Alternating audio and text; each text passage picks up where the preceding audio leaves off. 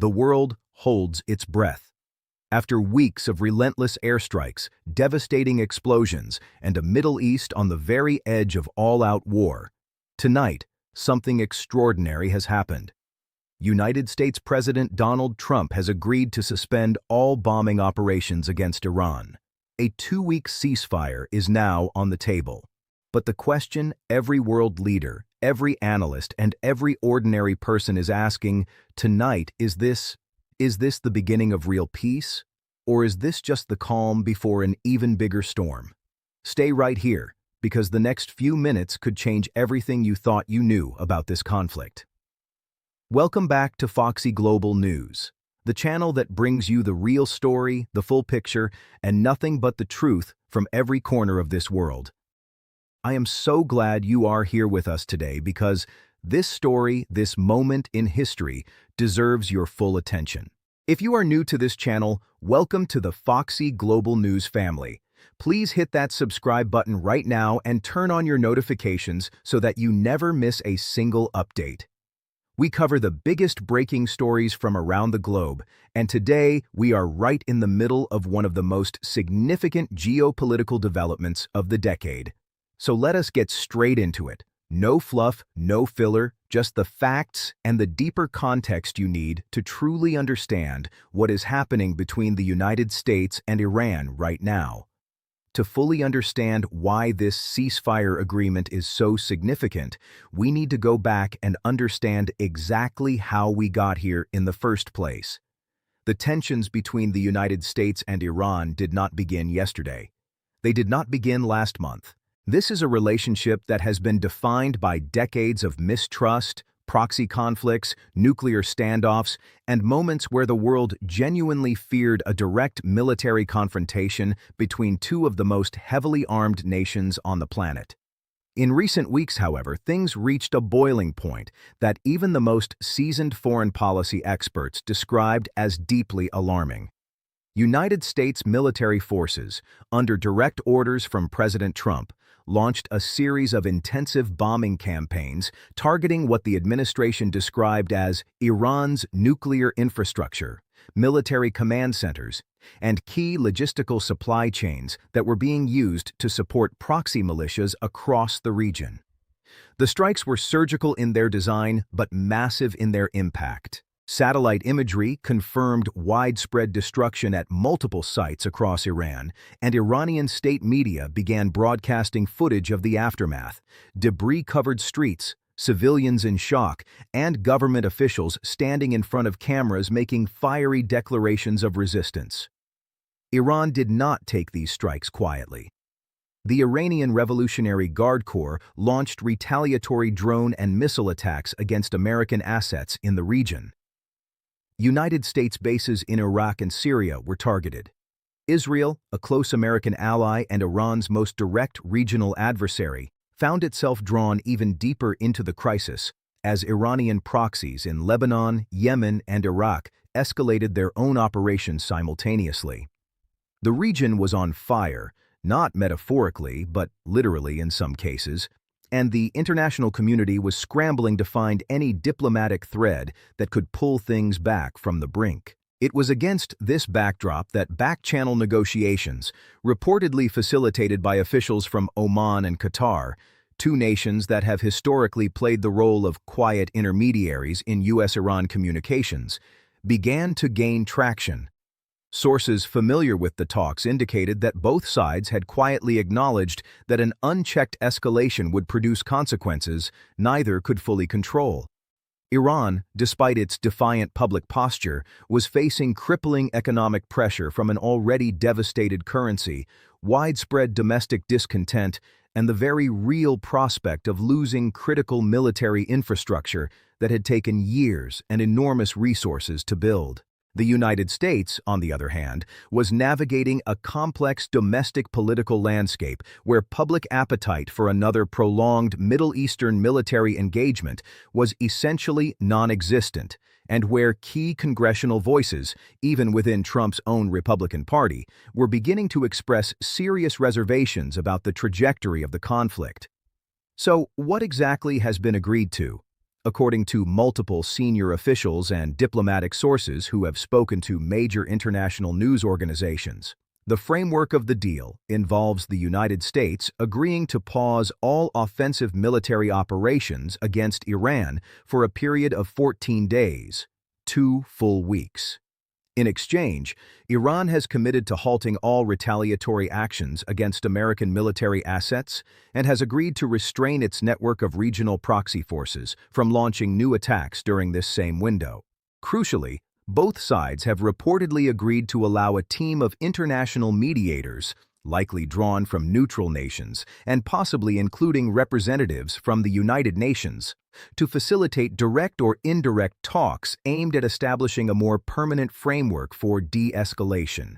Now, it is absolutely essential that we are clear-eyed and precise about what this agreement is and what it is not. This is not a peace treaty. This is not a normalization agreement. This is not even a formal ceasefire in the traditional diplomatic sense of the word.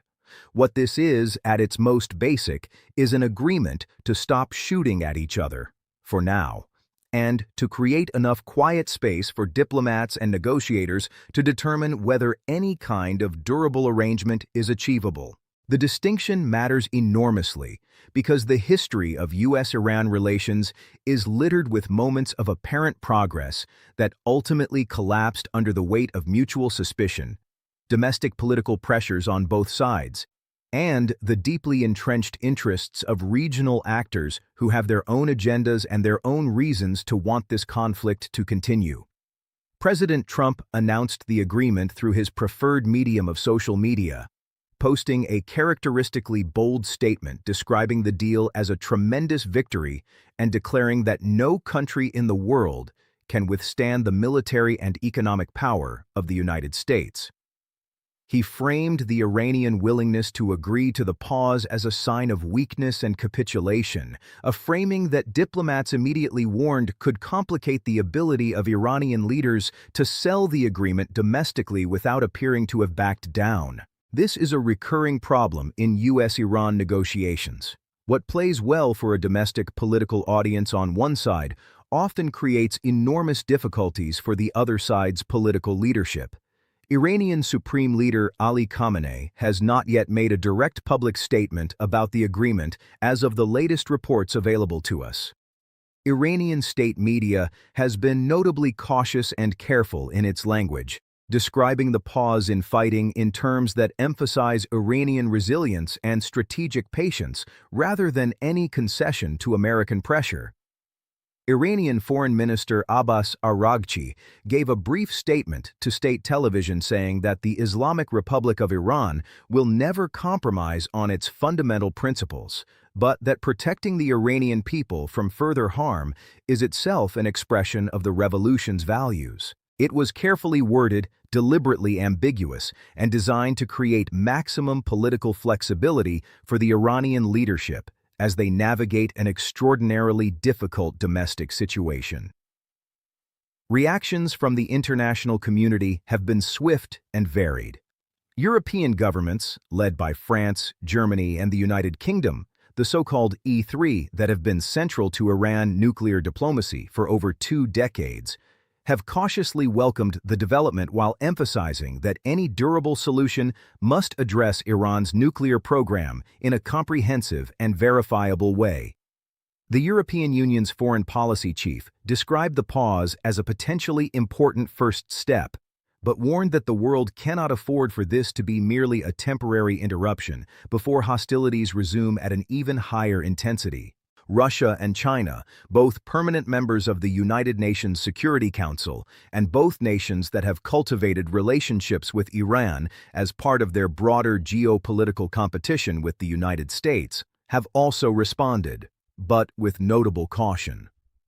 Moscow expressed what it described as measured optimism, while emphasizing that any settlement must respect Iranian sovereignty and that unilateral American military action of the kind seen in recent weeks sets a dangerous precedent for international law. Beijing called for all parties to exercise restraint and pursue dialogue, while simultaneously reinforcing its position that the situation in the Middle East is fundamentally a product of what it describes as American hegemonic overreach. Israel finds itself in a particularly complicated position. Prime Minister Benjamin Netanyahu's government has been one of the most vocal supporters of aggressive action against Iran's nuclear capabilities, and there are credible reports that Israeli intelligence assets and logistical support played a significant role in enabling some of the American strikes. Israeli officials have publicly stated that they will not allow Iran to acquire a nuclear weapon under any circumstances, and that no diplomatic agreement that fails to permanently and verifiably eliminate Iran's nuclear program will be acceptable to Israel. This creates a potentially significant source of tension as the ceasefire period unfolds. If Israel judges that the negotiations are heading toward an outcome it considers inadequate, it retains both the capability and the historical willingness to take independent military action. Inside the United States, the reaction has broken along predictably partisan lines, but with some interesting nuances. Trump's base and many Republican supporters have celebrated the announcement as evidence of his strength and deal-making prowess. Democratic critics have been divided. Some have acknowledged that any reduction in military violence is a positive development, while simultaneously questioning whether this administration has the diplomatic sophistication and institutional patience to convert a temporary pause into anything more meaningful. Former national security officials from both Republican and Democratic administrations have appeared across major networks, expressing varying degrees of cautious optimism tempered by significant skepticism, particularly regarding the administration's track record of withdrawing from international agreements, most notably the 2018 withdrawal from the Joint Comprehensive Plan of Action, the Iran nuclear deal that had been negotiated under President Obama and which has been the ghost haunting every subsequent attempt at U.S.-Iran diplomacy. The humanitarian situation inside Iran deserves specific and serious attention in this conversation. While much of the international coverage has understandably focused on the strategic and geopolitical dimensions of the conflict, the human cost of the past weeks of bombing has been severe. Hospitals in Iranian cities have reported being overwhelmed. Infrastructure damage has disrupted water and electricity supplies in several urban areas. International humanitarian organizations have been calling urgently for access to affected populations.